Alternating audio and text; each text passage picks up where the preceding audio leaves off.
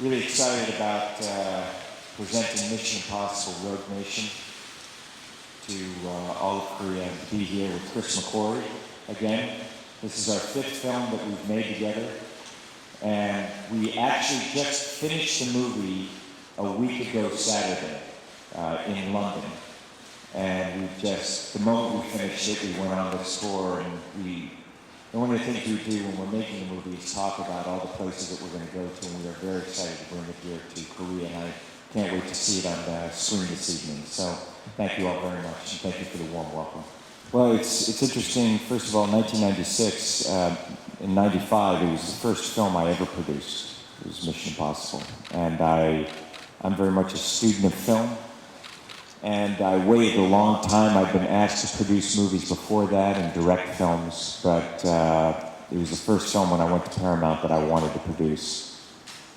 Because growing up, since I was a little kid, I remember 4 years old, I wanted to make movies, and I wanted to travel the world.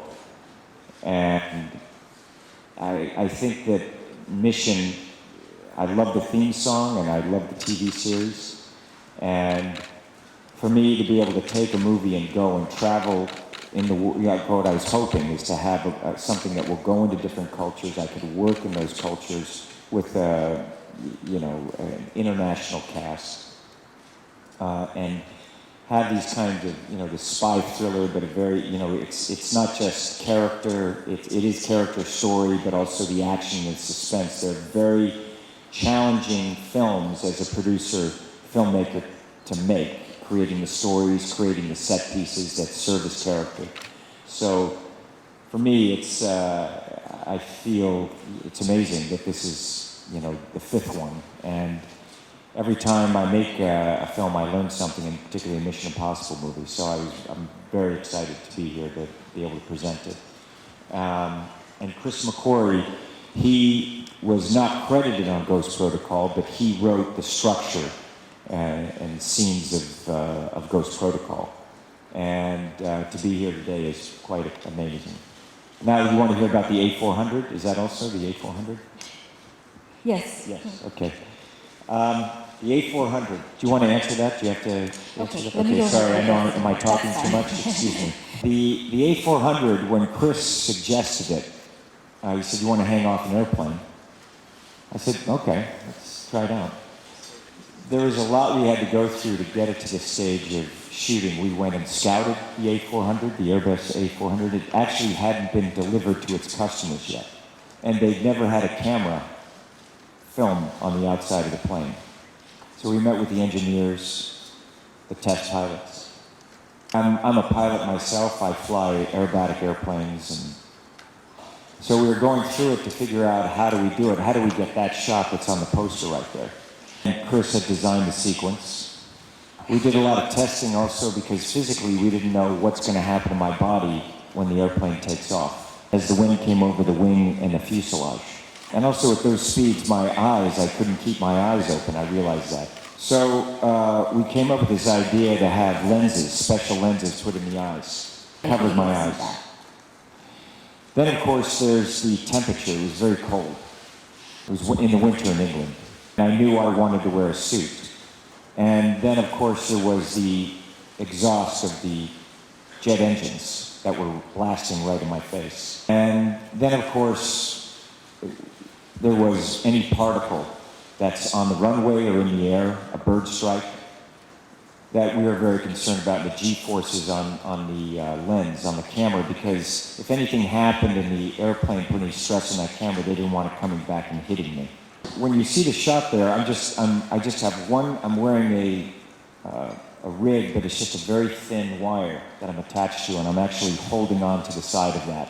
And outside of the paratrooper door, you can see a little step there on the side where my feet, you can see a step on the side. I met with the test pilot, and remember we kept talking, I said, listen, we had to get the right angle, so we were talking about what's the angle of attack, the angle of climax going to be. I kept telling him, I said, look, I want my feet against the side of the fuselage and off the wing.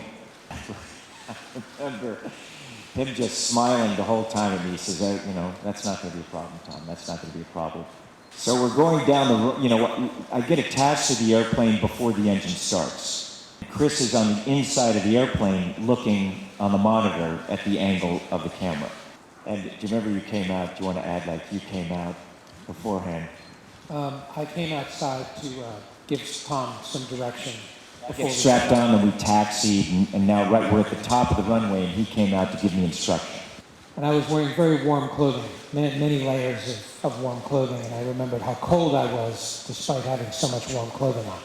And Tom was just wearing a suit and nothing else. And I noticed how powerful the exhaust was coming out of the engines. It made it very difficult to breathe. And I was suddenly struck with how difficult it was for Tom to do this, and he hadn't told anyone. And Tom couldn't see me because of the contact lenses, and he couldn't hear me because he had earplugs in his ear. So I couldn't really give him any more direction. And just before I left, Tom said to me, as loud as he could, he was shouting over the engine. Over the side of that plane. Yes, hanging right there. He shouted, "If it looks like I'm panicking, I'm acting. Don't cut."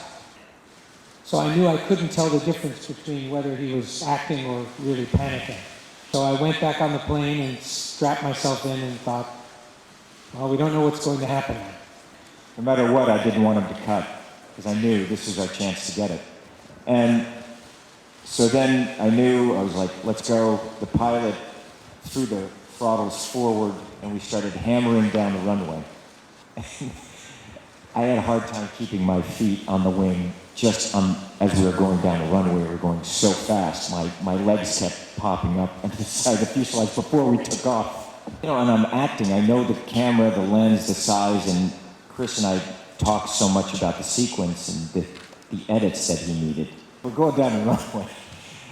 And there was a moment I was thinking, maybe this wasn't such a good idea. We ended up doing it 8 times. So when I lived through it, and I do it, really it's for story and it's for character and it's to entertain an audience and it's a privilege for me to do that. And I kept thinking about the shots and thinking about an audience and wanting to entertain them and thinking, wow, maybe this will take their breath away. We'll see.